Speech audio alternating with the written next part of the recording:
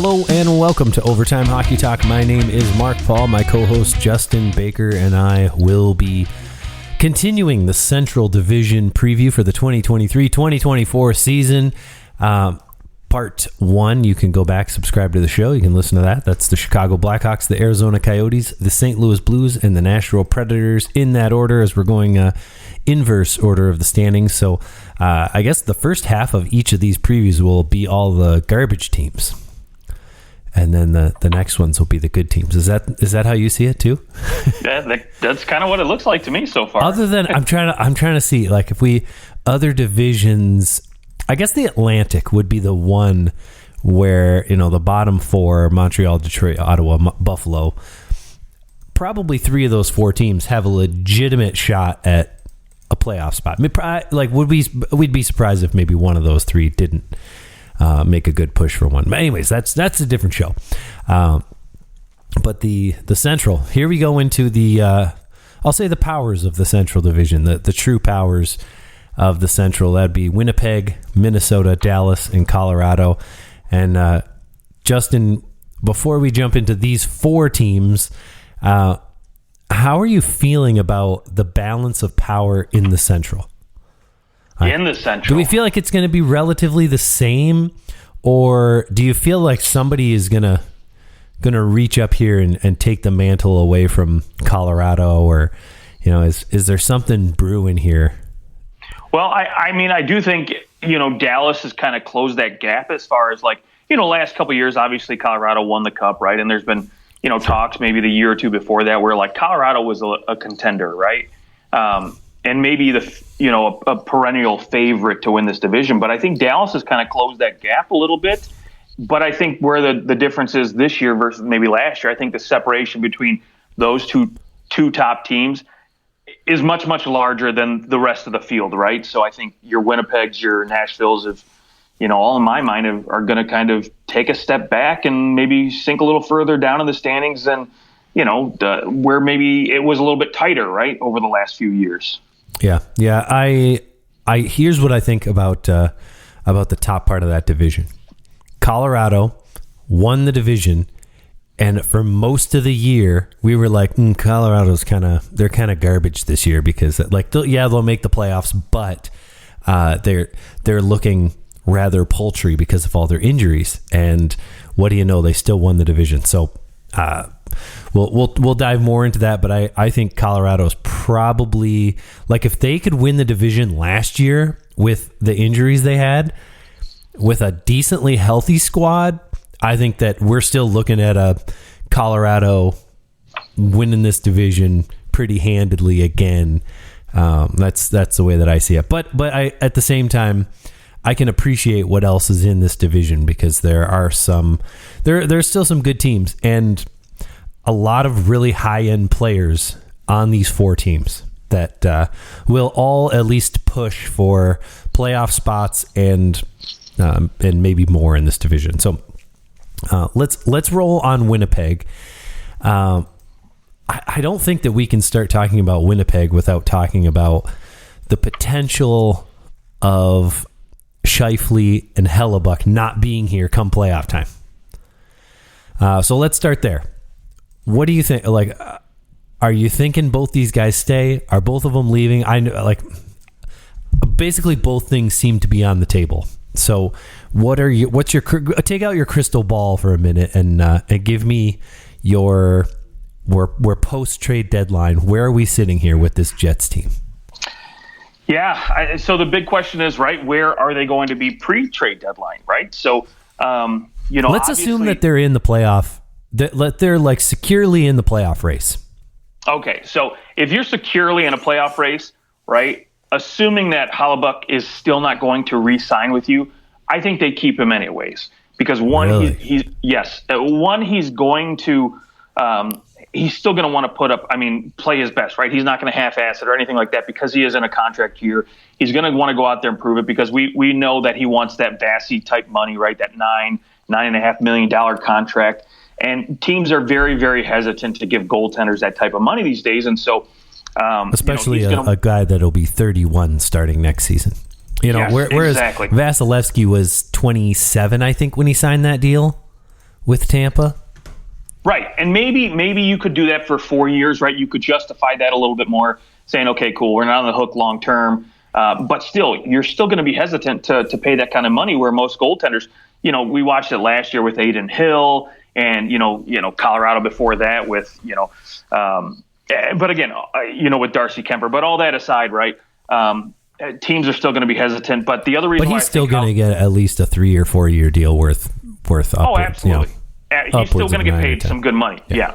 But again, how much he gets paid is going to depend on his playoff performance, I think, assuming Winnipeg gets in. Right now, the other reason I think that they would keep him and hold on to him is because most goaltenders don't really fetch a lot at the trade deadline. And I think most teams that looking for goaltenders at the deadline are teams that are securely planted in the playoff race. They usually have a decent number 1A, 1B goaltender.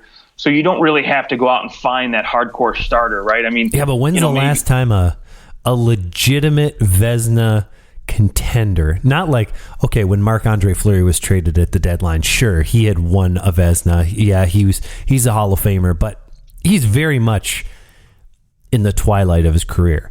Connor Hellebuyck is still one of the best goaltenders in the league. So, I mean, I feel like we're talking about something that is a very unique position, because most of the time these goalies don't make it to market.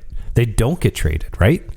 Yeah, no, absolutely. And the other part of that is right, injuries play a huge factor in this. So, teams are going to have injuries with goaltenders, and that's why you see a lot of teams stocking up on 2 or 3 goaltenders. I mean, hell, look at Carolina, right? They're rolling a 3-headed monster. Sure. And so that's going to be a common theme. And so the one team I will say that might be willing to pay a more lofty price for a goaltender like this might be a team like Buffalo, who's going to strive to get in, right? We know Devin Levi is going to be in the mix there, but he's still a rookie. He's still a young kid. So who knows what kind of... Yeah, do you want him playing more than like 40, 45 games? Probably not. Right. So, maybe they're, fighting for a playoff spot, and they take a swing at a guy like, Connor Hellebuyck a little bit more. And, but again, he also comes with a higher salary price. So, that AAV north of $6 million is going to... 3.05, I guess, is what you'd get him at if you traded for him, right? Sure. Well, just at the deadline for the 1 year. You could keep some of that, retain a little bit of salary, but still teams are going to be, it's going to be harder for teams to fit that salary cap in for a goaltender unless you desperately need somebody, right?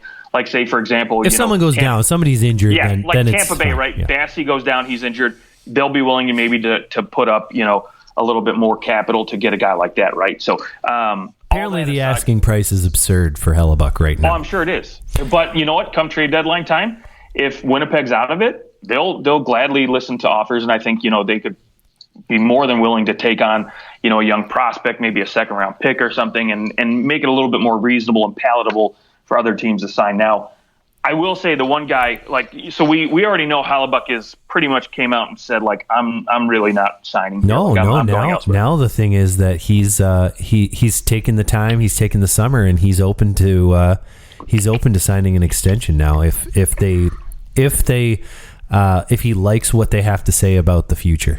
Right, and that's what I was going to get to, right? So now you've let it, kind of simmer for the summer, and you found out that your agent has come back and said, well, shit, there's not a lot of teams that are going to pay you $9 million. So, but Winnipeg will. Yeah, but maybe Winnipeg will, because they're desperate to keep you. They know what value you brought to this franchise, right? So it's not like, okay, cool, you can go play in San Jose if you want. They'll give you some money. Or maybe a team like, I don't even know. You could maybe throw out, Montreal there, right, where they're getting on the cusp of. Well, trying how about to make Chicago? Yeah, sure, absolutely. So there's another team, right? Speed up your rebuild. I mean, you have another bad year this year. You get another high draft pick, and then you go bring Connor Hellebuyck in, and you start to bring in a few guys. You could turn things around quick. Like sure. New York did. Remember, New York was, hey, we're going to be bad for a second, and they flipped things around real quick with Shesterkin coming in. They also had a lot more, NHL ready players. But all that aside, well, they signed Panarin, and could you go out and you sign a high end player? Being Chicago, that's a place where a lot of guys want to go. So yeah, sure. But all that aside, I do think Hellebuyck still wants to play for a contender. He's not, looking to go for a rebuild by, the vibes I'm getting. So. So to answer your question, if Winnipeg's in a playoff spot, I think they do hang on to him almost like a trade acquisition. But on the flip side, I do think Mark Scheifele could be on his way out because he is going to fetch you a king's ransom. And I only say that because, he's quietly been a player who, again, center is always a position of need for any team, and teams are always looking to acquire guys, especially, teams that want guys who can put up 40 goals, right, and play that center position and add depth there. So, he's going to, again, I don't know what his asking price is going to be, for his next contract, and if teams are willing to. I got to think he's looking at like a similar Bo Horvat kind of deal. That would be my assumption, right? Like Barzal, Horvat, Larkin, he's in that kind of tier of player. I agree with you, but the difference is he's much older, so he's going to try to cash in as much as possible because he's probably only going to get a 5 or 6 year deal out of it. Yes, a 5 or 6 year deal, but the AAV is going to be the same. That's all I mean. Okay. I don't think you're giving Scheifele an 8 year deal unless you're giving him an 8 year deal if it means that he signs for 8 times 8. Then you could give him that 8 year deal because you're, kicking the can down and you're assuming that, we can put him on LTIR in 6 years. Who cares? I mean, to be honest, who cares about 6 years from now? Like, you want Mark Scheifele. If you could get Mark Scheifele at $8 million for the next 5 years, you can deal with the last 3 and figure that out. Probably because at some point you're going to have to rebuild, totally break it down. But right now, well, that's the thing. They need to rebuild now. I don't know that but think about what they just dealt. Pierre-Luc Dubois, what did they bring back? They brought back a 24-year-old Gabe Vilardi. They signed Vladislav Nemesnikov. They got 29-year-old Alex Iafallo. Like, this is not a team that is rebuilding. This is a team that went, all right, Pierre-Luc Dubois doesn't want to be here. We're going to bring in other good players in return. Instead of getting draft picks, instead of getting prospects, they got roster players. So, to me, this is not a team that's going to rebuild. This is a team that's going for it again. And I think they're trying to convince Scheifele and Hellebuck, without Wheeler here, this team will look a lot different. And we can be contenders. I think that they felt like Wheeler was a big problem in their locker room and things needed to be reset. And I think, at least from a locker room perspective, this team should be different. Well, I sure hope so. But here's the flip side of that, right?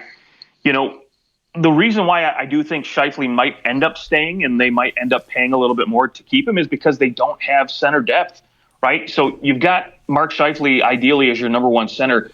Gabe Vilardi, he's not traditionally a center. He played a lot of wing.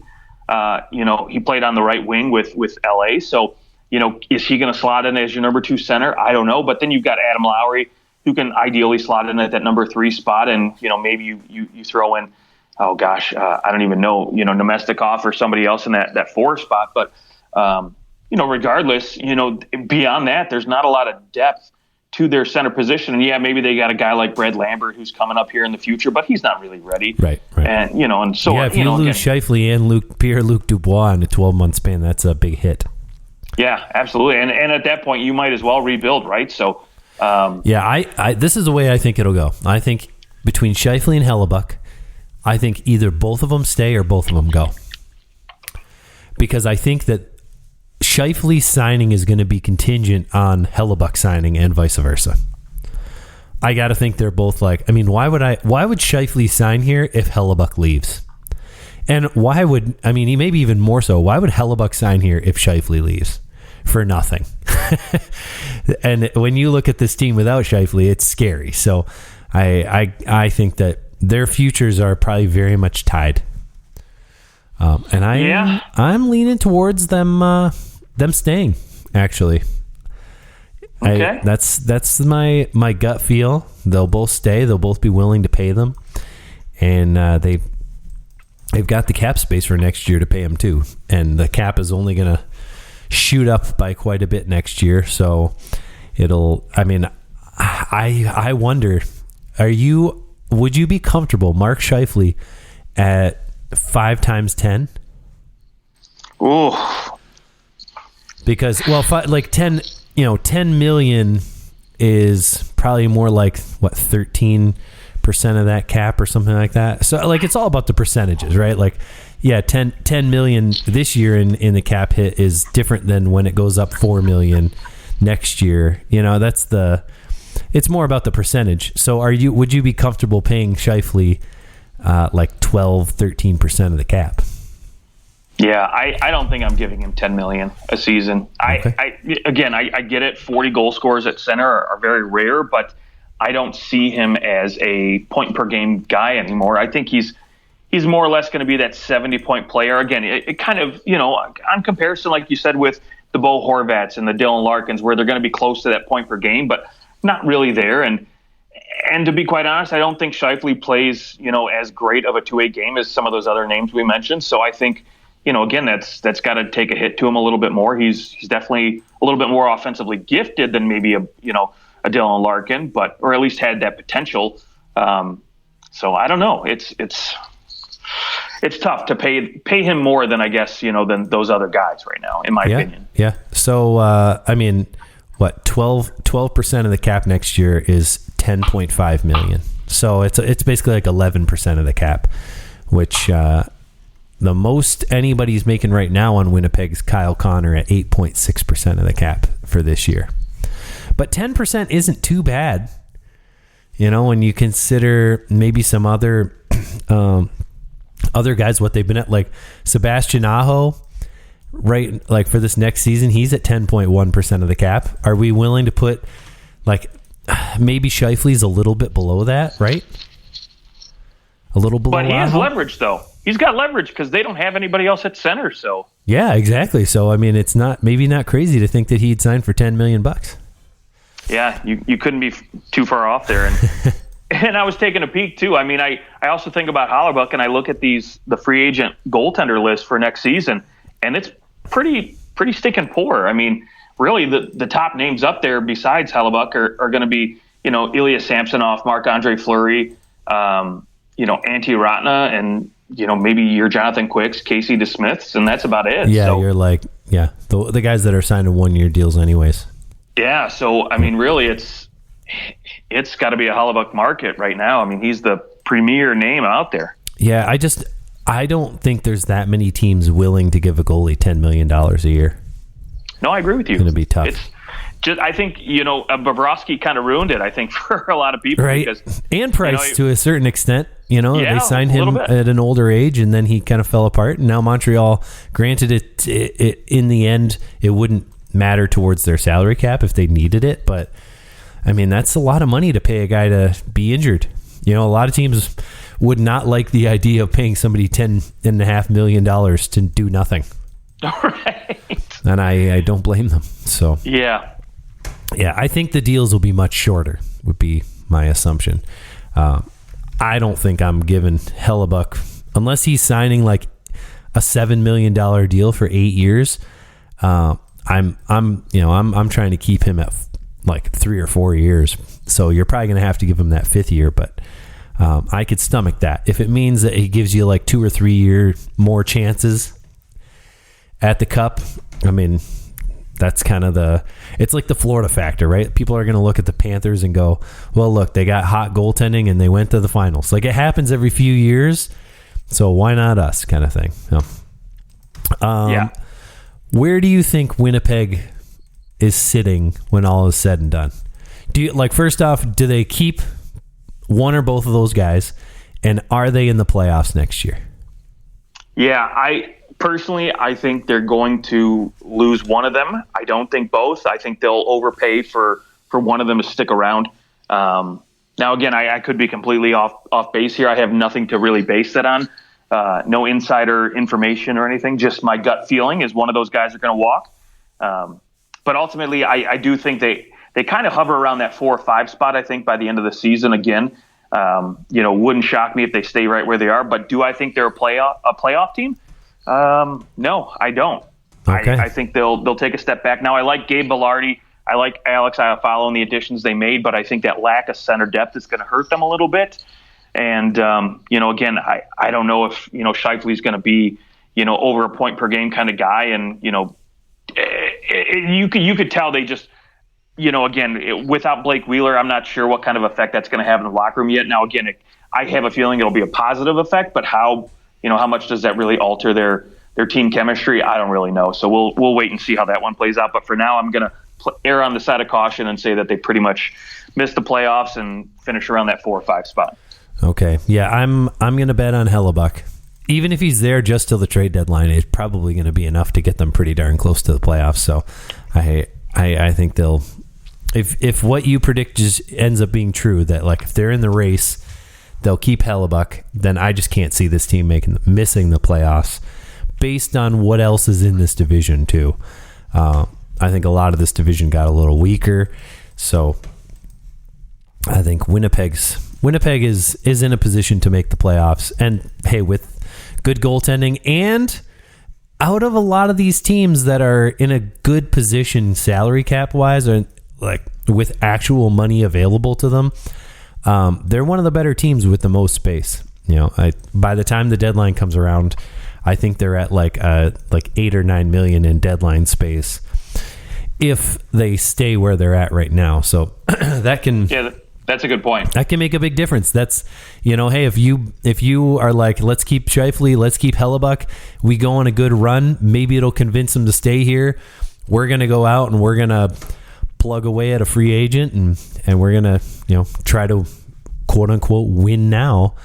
There's plenty of guys out there that, it's so hard to know at this stage of the game, while there's still guys that could be available. Or could sign contract extensions rather. But, depending on where teams are at, there'll be some decent players potentially available at the deadline. So I think that's always something to keep an eye out for.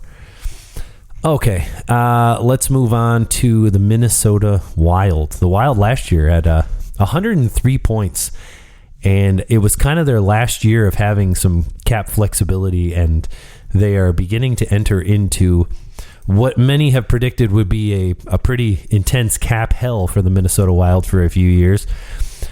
But I would say that given all the circumstances around their cap situation, they're doing pretty darn well with it. How do you feel about the Minnesota Wild coming into this next year? I don't know how I feel about Minnesota. They're a team that could go really, in my opinion, either way, right? Look, you got Matt Boldy's contract kicking off.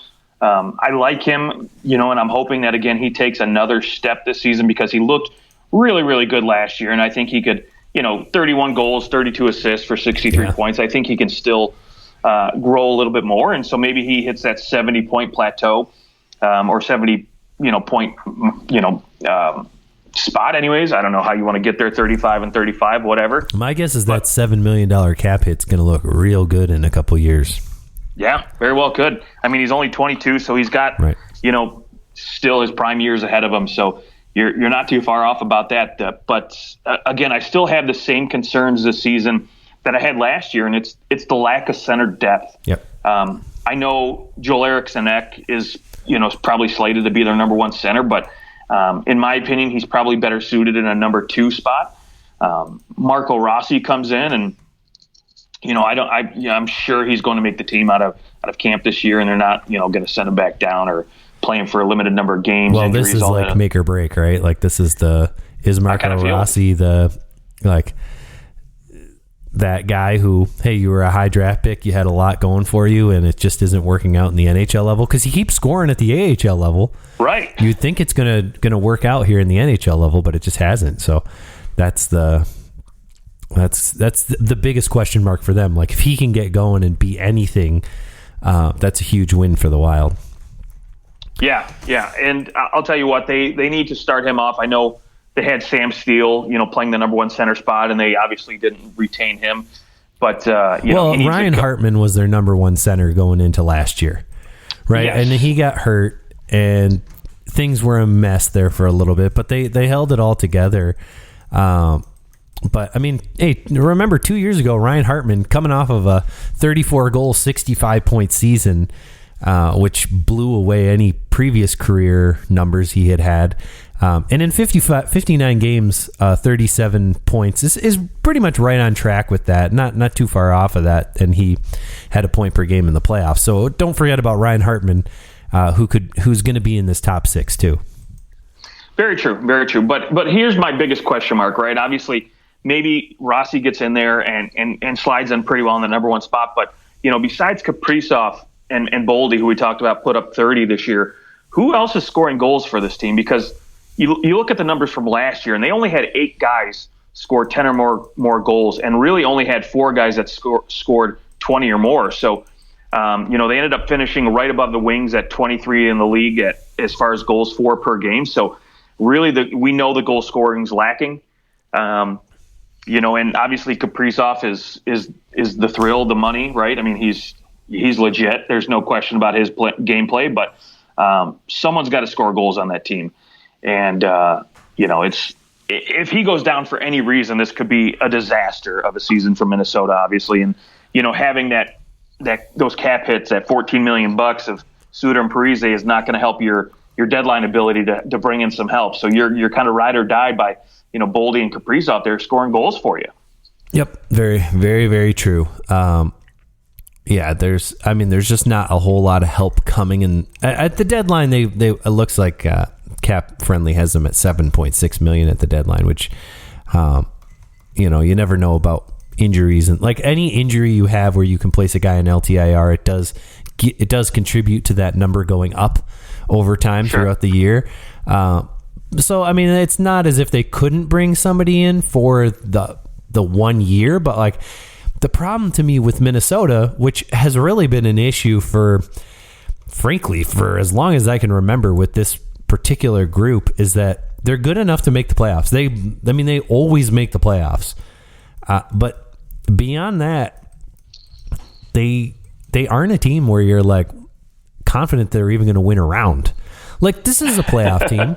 That to me, I look at this team and they're a playoff team, of course, barring major injury, which, let's be honest, any team has their best player go down for any length of time, it's going to hurt, right?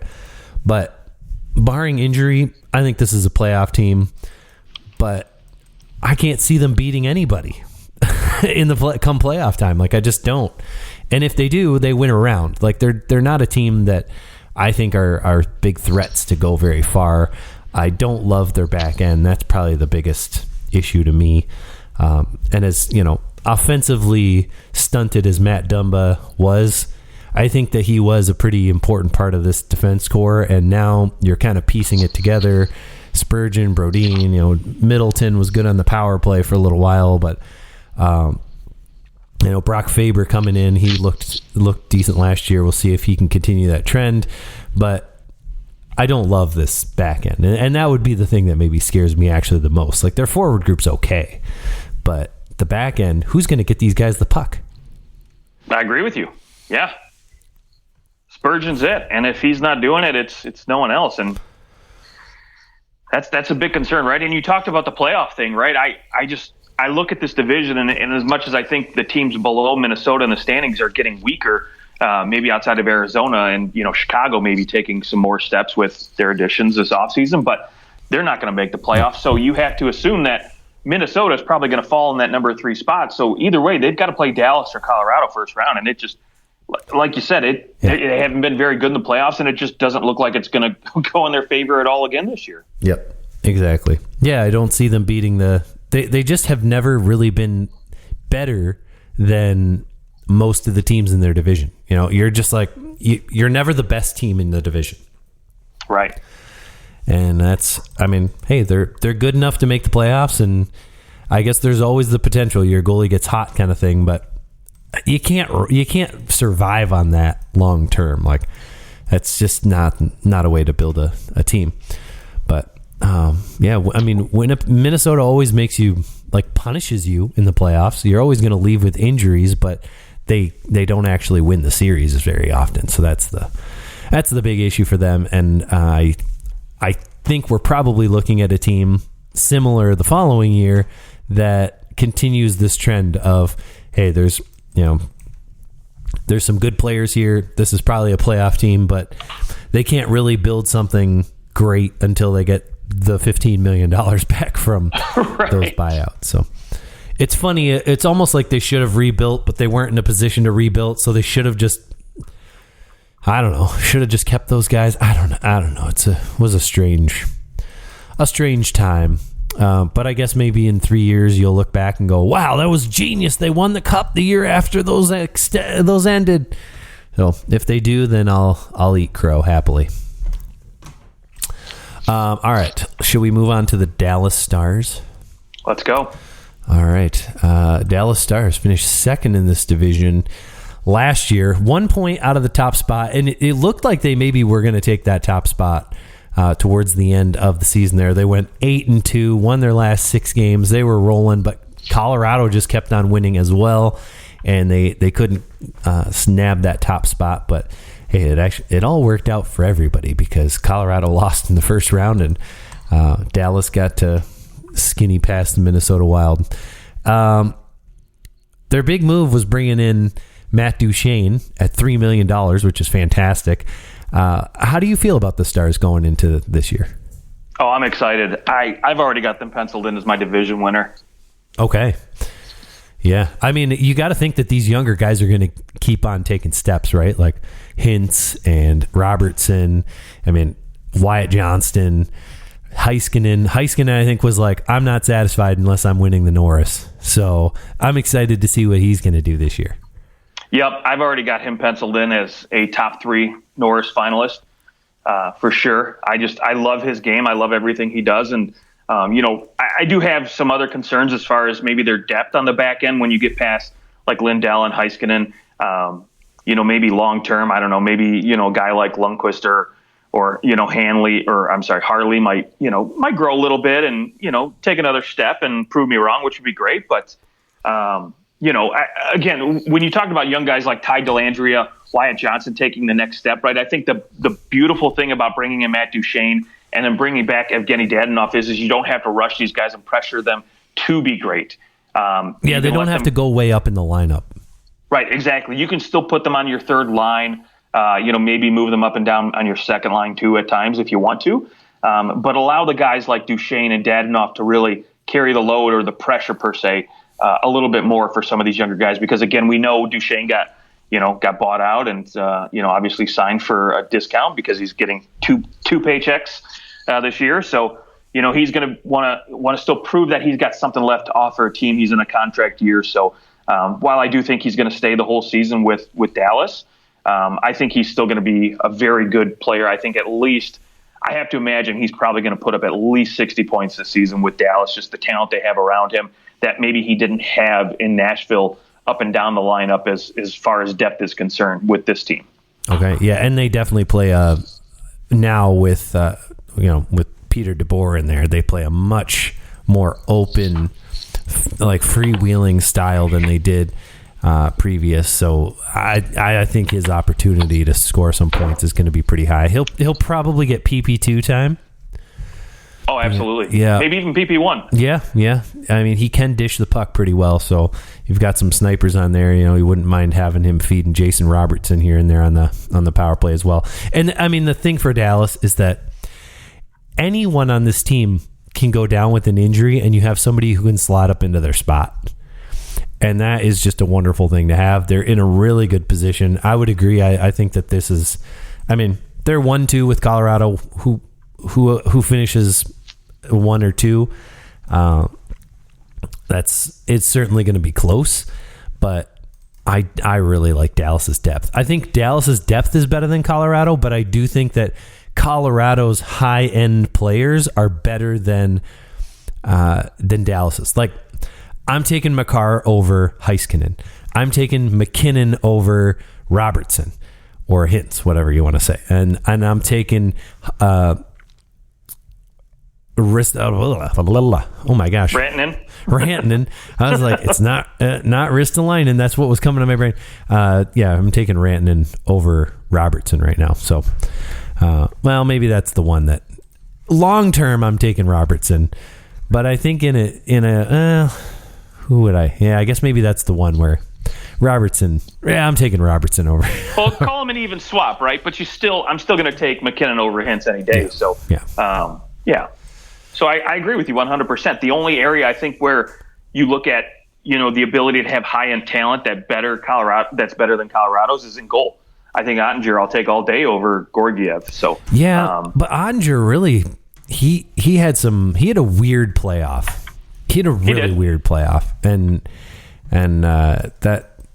that was the only thing that would worry me. But I think he'll bounce back and he'll be right back to doing what he did. But yeah, I wonder, after seeing all the really good goalies and how far teams went with great goaltending last playoffs, it does make you wonder, like, was Colorado winning the cup with Kemper more of an anomaly than anything? Like, sure, when you're a really great team, you can win with a 1B, 1A, like not necessarily a pure number one goalie, but a lot of teams need that guy to win.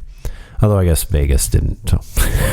So there's that. Well, Vegas did it with Hayden Hill, man. He came in and shut the door. Yeah. But he was fantastic. I wouldn't say that Kemper was necessarily the reason that Colorado won the cup. Hayden Hill, I don't think that Vegas wins the cup without him. So no, I agree with you 100%. That would be the difference to me. Okay. The Dallas Stars. Anything else that you want to point out before we move on from the Stars? No. Again, they're penciled in as my division winner here, so clearly we know where that kind of puts Colorado then. I definitely want to see Mason Marchment kind of trend back towards where he was in Dallas when he put up 40, or in Florida, sorry, when he put up 47 points in 54 games. Yeah, so, and maybe he finds chemistry with Duchesne, right? Maybe those two just click. And hey, there you go. Now he's got a guy to play with. So, and possibly you're getting used to a new system, and you're getting used to a new city.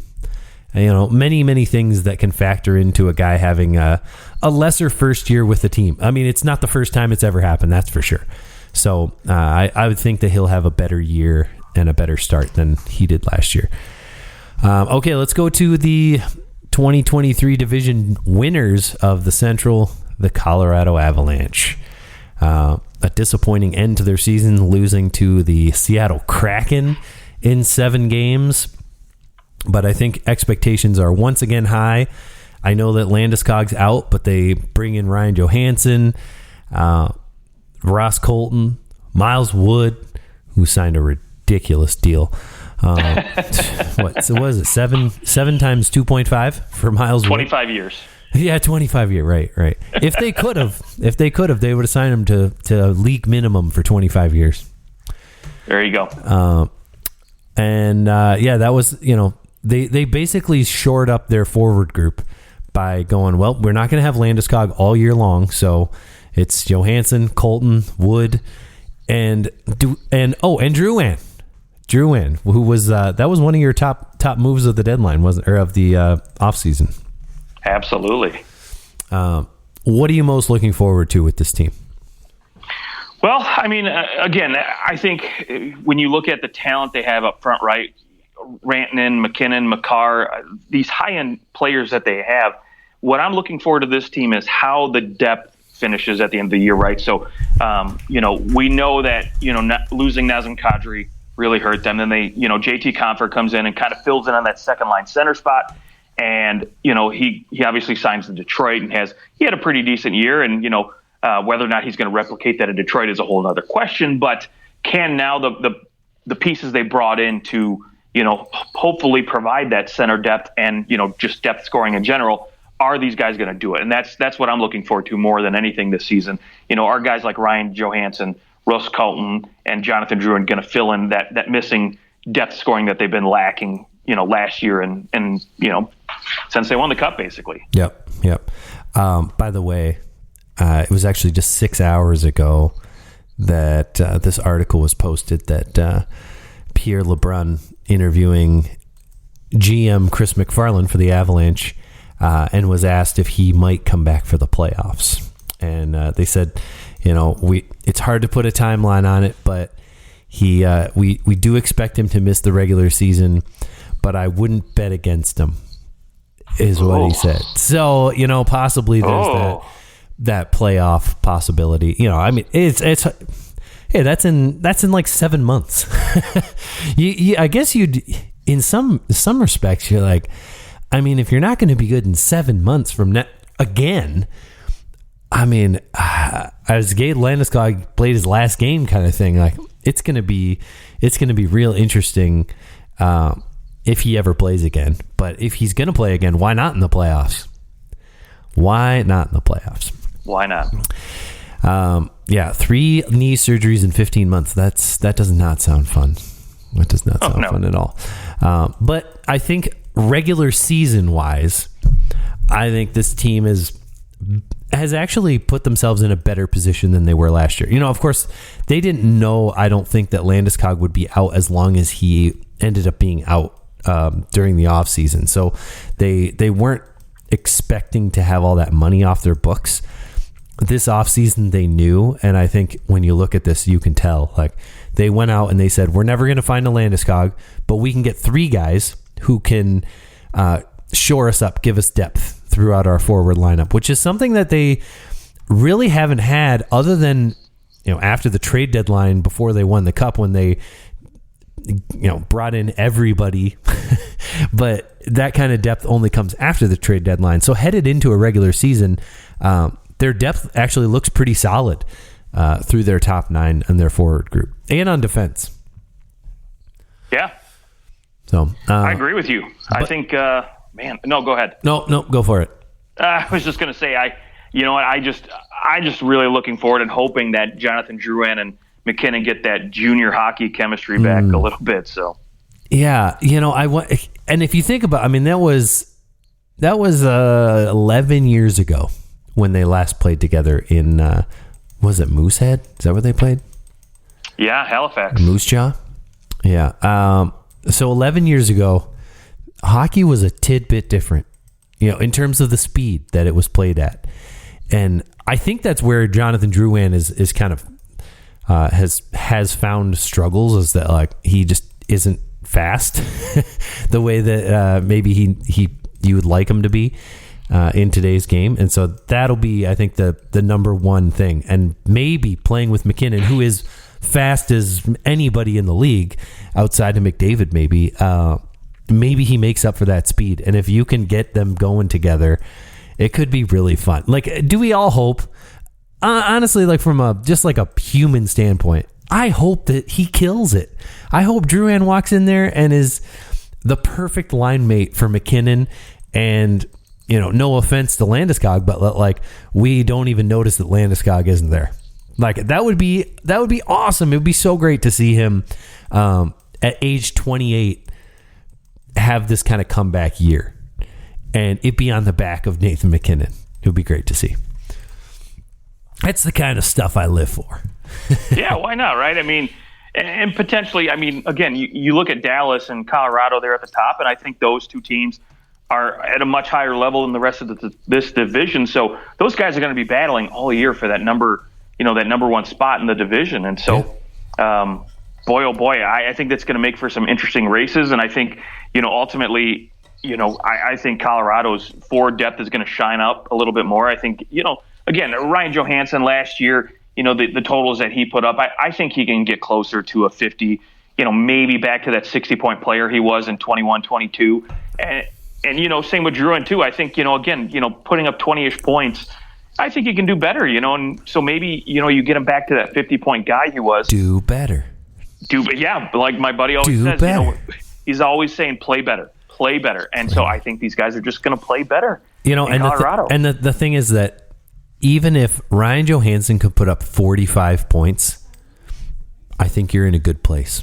Like, I really do. I think that if he's healthy all year, he puts up 45 points.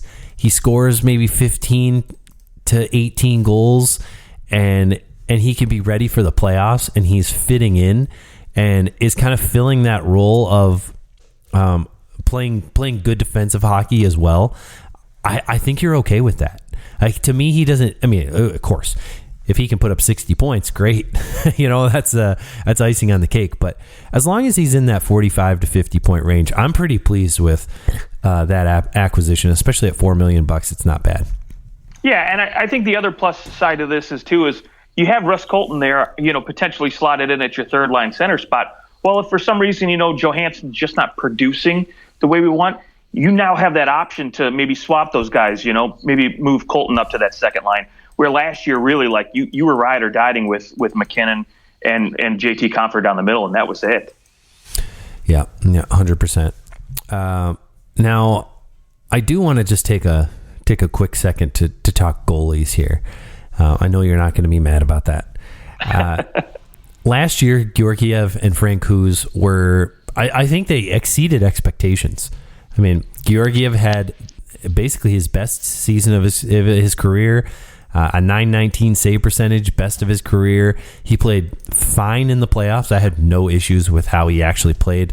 I think Colorado were just out-depthed by the Seattle Kraken, and it was it was one of those destiny years. Like Colorado was destined to lose, and Seattle was just destined to skate on and win that. I don't blame Georgiev for the loss. And Francouz was decent in backup in the 16 games that he did play in. There's a few other games that other goalies played for Colorado, but Georgiev played a good amount of games. I mean, 62 games for the Avs. That was basically double his previous career high at 34. So do you think once again we walk into the playoffs with Georgiev playing 62 games, or are we looking at a more balanced approach? Because Francouz was pretty good in the regular season too, .915 save percentage. Yeah, I mean, honestly, this is going to be a team that's going to maybe ride the hot hand a little bit more. I mean, obviously, Georgiev is the starter. He's clearly, planted in that number one spot. But I would like to see Francouz get closer to 30 games this season. I think I wouldn't mind seeing a 55, 25 split, something like that. Because again, you're going to be in the playoffs. You're going to be hunting that cup, and so you want Georgiev as fresh as possible. Yeah, numbers did drop a little in again, I don't blame him for the playoff loss, but his numbers did drop in the playoffs, and usually that isn't something that you see, especially when a team wins. Like when you have a team that wins in the playoffs, usually the goalie's save percentage is higher than their regular season, because in the playoffs, goals dry up a little bit. So I think that it's telling come playoff time, he did slide a little bit. And I think that probably says, hey, he played too many games. I mean, he played 69 games. That's also, I don't know. Games played, I'm just on Cap Friendly. I don't know if games played means games started, or if that's just like games he got into. No, it's just games you got into. Yeah, but okay. But I mean, either way, 62 games. It's a lot of minutes. I mean, he basically played close to 70 games last year. That's a lot of games for a guy who the most he had ever played, including playoffs, was 35 games. So that's a double from the year before. So either that, or maybe he's more adjusted to it. I think we both remember when Vasilevsky said, I'm tired. Remember that? Yeah. Remember when he told everyone, I'm tired. I played a lot of games. I'm getting tired. And we're like, are you serious? This guy why is he saying this? And then all he did was go and win 2 cups in a row after that. I think that was probably like 2018-19. That was the year that they got swept. That totally was when he said that. 100%, because he said that, and I remember we were like, oh boy, I don't know about this guy. Well, I mean, regardless, right? So the nice thing for Georgiev, though, is he hasn't, like, at 27, you would expect maybe, a guy at a number one spot having played a lot more games than he has. And so you look at his resume. That's true, too. And he hasn't really played any, prior to this season, he never played more than 34 games. So, so he's got to still be a little fresh, you would hope. Yeah, and I guess he hasn't had, because he was mostly a 1B or a backup. Yeah, he was a backup in New York. I mean, so 33 games, 34 games, 33 games. Like he was a backup, but he was still. New York was kind of playing a second goalie quite a bit more, a little earlier than other teams maybe were, but still, yeah. I mean, he had basically like 100 career starts by the time he went over to Colorado. 130 career starts. Yeah. Anything else you want to hit on the Avalanche? Well, I guess the question is this the year of Cale Makar and he gets a Norris? Oh, is this the year Cale Makar breaks Erik Karlsson's modern points record? Modern as in Right. salary cap points record. Last year he was 66 in 60 games. Year before 86 and 77. What do you think? Does he put up 100 points? I don't. You know what? I think that, again, I think he's got a lot more talent up front than Karlsson did, right? But I do think Karlsson just, to me, he's a whole nother beast. Not that I'm saying that Karlsson's a better defenseman than Cale Makar by any means, but I think, it'll take some time for him to get there and, not have to rely on others a little bit more.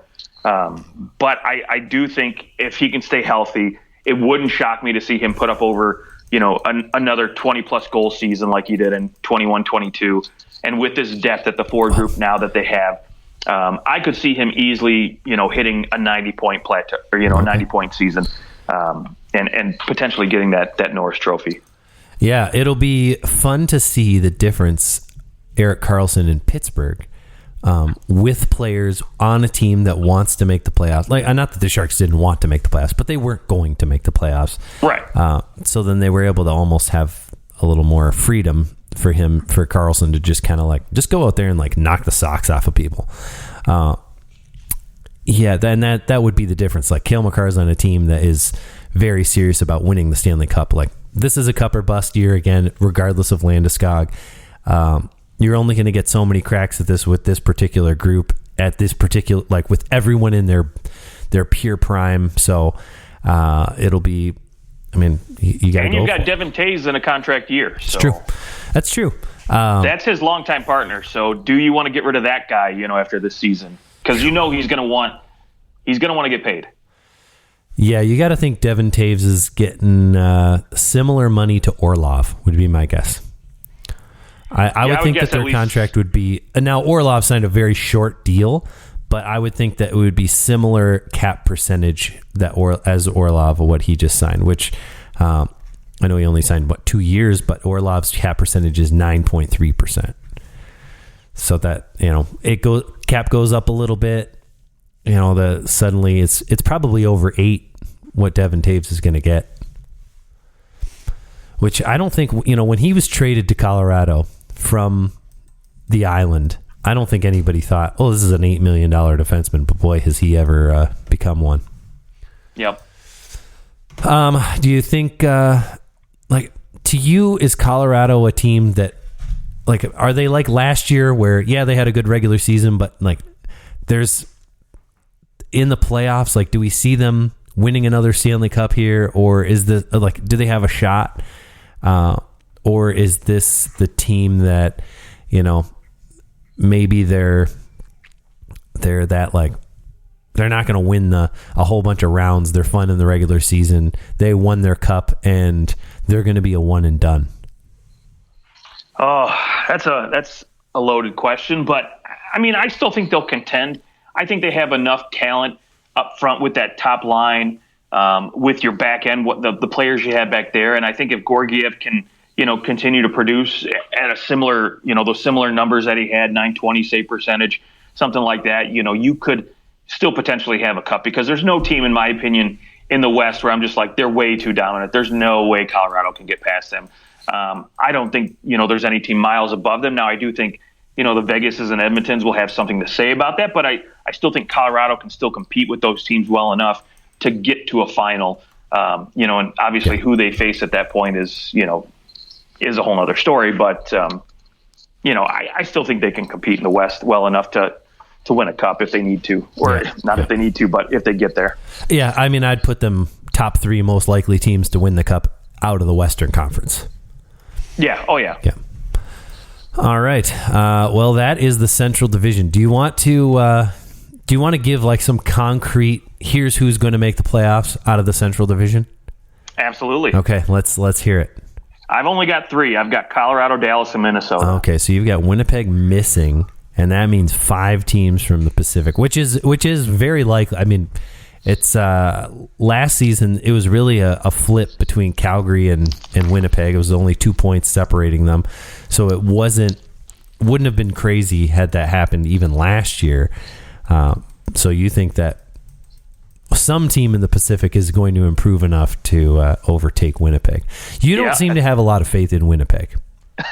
No, because I just don't have a lot of faith in both Scheifele and Hellebuyck staying all year long. So that, especially those last 20 games, it's going to be hard to battle for a spot if you're right there at that bubble, especially because I believe, again, those top three teams in the Pacific, I think are no doubt getting in there, but there's three teams below them in the standings who I think are going to be competing very hard for a playoff spot. And I just don't think, Winnipeg's going to be able to hold on very well. All right. It's more, of course, more rare for only three teams to get in. So I do think at the same time, man, there's always one team that doesn't make it. And if I had to put my money on one of these teams that would be the shocker of oh my gosh, I can't believe they didn't make it, I think I'd put that money on Minnesota not making the playoffs. So I'm going Colorado, Dallas, Winnipeg, Minnesota in the order of the division. Whether Minnesota makes the playoffs or not, I'd agree. It's going to be a tight race there for that final wild card spot. When Minnesota will be in the race, but I'm not ready yet to say whether or not they will make it. So, but I actually think that Winnipeg is going to be better than people think, and I think that they are going to keep both Hellebuyck and Scheifele, and that will provide a ton of stability for the organization, and it's going to make people want to come there. Do I want to sign as a free agent long term in Winnipeg when I'm looking down the barrel of a gun at Hellebuyck and Scheifele leaving next year? No. But if I know that they're signed to 5-year extensions, 8-year extensions, however long it is, I go, okay, I'm comfortable with going there because I know I'm going to play with two very good players. We've got a lot of depth. We could win a cup. And Josh Morrissey is no slouch. Josh Morrissey had a huge year last year. We didn't even talk about him when we talked about Winnipeg. And I think he maybe is the most underrated defenseman in the National Hockey League. What do you think? Who's more underrated from a defensive standpoint? Boy, that's a very good question. I mean, because with Morrissey, there were a couple of years where we were waiting for, is it going to be Morrissey or Pionk? Who's taking over, right? And Morrissey basically, just cemented himself in that. He exploded. I'm the guy, right? I mean, honestly, I think if anybody else is more underrated, I might say Vince Dunn, in my opinion. Okay, but I can get on board with that one too. Yeah, but you could flip a coin with either one of those guys and say this is it, and I would say okay, cool. Done. And then now Seattle doesn't see him necessarily as underrated because they just paid him $7.35 million for the next 4 years. But I think it's going to take, Morrissey's got a lot of years left. He's got another 5 years left on his deal at $6.25 million. That's amazing. That deal's only going to get nastier and nastier as time goes on. Right now it's 7.6% of the cap. Soon that's going to be 5% of the cap for Josh Morrissey, which is just nasty. I mean, right now 5% of the cap is $4.2 million. Well, Brendan Dillon is at 3.9, and he's at 4.7 of the cap. So you imagine, just a little bit better than that. Right. Come on, that's a steal. Right. Yeah, exactly. So, I mean, what a deal that'll turn out to be down the road, assuming he's there. But, I think this team could be really good. I really think that they should have gotten rid of Blake Wheeler a year sooner. And I think that they saw that. We talked a lot about that locker room status and everything that was going on in there. And it seemed like they wanted to run it back one more time to see if they could refresh things and make it work. And I think getting rid of Wheeler and Luc Dubois, who just did not seem to want to be there, I think you're in a better position. I kind of think that it's all the stuff. This is kind of going sidetrack with the Alex DeBrincat and Tim Stützle stuff about him saying that, like, yeah, I mean, if DeBrincat doesn't want to be here, that's fine. I mean, he can go. You know, he wants to leave. He doesn't want to be a part of this group. We wanted him to stay, but he wanted to leave. And like that kind of attitude towards him that Stützle had. Did you hear that? I did hear something about that, yeah. Okay. And I mean, of course, like the clickbait headlines were like, Ottawa or Alex DeBrincat didn't like his teammates in Ottawa or something, and really it was just, I mean, all they really said was, you know, hey, he wanted to leave, and he said, yeah, I mean, we wanted him to stay, but he didn't want to, and that's up to him. He can go wherever he wants. We believe in our group, and it would have been great to have him, and we think that he would have been like, it would have been a better place to play. Essentially, he had more people around him than he will in Detroit, which isn't an unfair analysis. He of course just didn't want to play in Ottawa, and that's fine. But I kind of see it as oh my gosh, Pierre-Luc Dubois. It's kind of a similar situation where it's like, I mean, things were going pretty decent for you here in Winnipeg, and you just like didn't want to be here. And I think that attitude of having those people around that like just don't want to be there, it cannot be good for your locker room, and it can't be good for like the culture of your team to have guys who are really good that go, yeah, I mean, I'm here to just like kind of collect my paycheck, but I don't really want to have anything to do with this city. Like that's gonna bleed down throughout the rest of the team. So I think, I think this locker room, this team will be in a better position moving forward, not having both those guys. And if I'm Gabe Velarde, Alex Iafallo, I'm going, shoot, this team targeted me to come here and play for them. I'm going to play my heart out for this team. Well, let me ask you, I mean, with the leadership, right, kind of essentially needing a refresh now, are you naming a captain for Winnipeg this season, or are you sticking with some multiple alternates? Yeah, it is a good question. I guess you're not going to name Scheifele the captain unless he's going to sign there. But if he signs there, I think I'm willing to give him the C. No, I think Morrissey's getting the C. I mean, if you're going to name anybody, just give it to that guy right there. Yeah, that's fair. Yeah, give. That's fine with me. Or just, he's hanging around. Or, you know, if you can sign Hellebuck, just pull the Luongo. Make Hellebuck the captain. I wish that was legal. It is. Oh, my gosh. No, it's not. Well, I guess it was. It was, yeah. But after Luongo was captain of Vancouver, they pretty much outlawed it. They said, nope, you got to have someone who's a skater. It's got to do it. Well, that's sad. It is sad. I know. Well, yeah, I guess I didn't realize that. No player, manager, or goalkeeper can be the captain of an NHL franchise. It's disappointing. I know. It's just, well, I guess you can't be the captain on the ice in that sense, but you could be the captain from a locker room standpoint, right? Like you could say, he's our captain. It's actually when Luongo, this is what I didn't know, when Luongo was named the captain of the Vancouver Canucks, that rule was actually there as well. Was it really? Yep.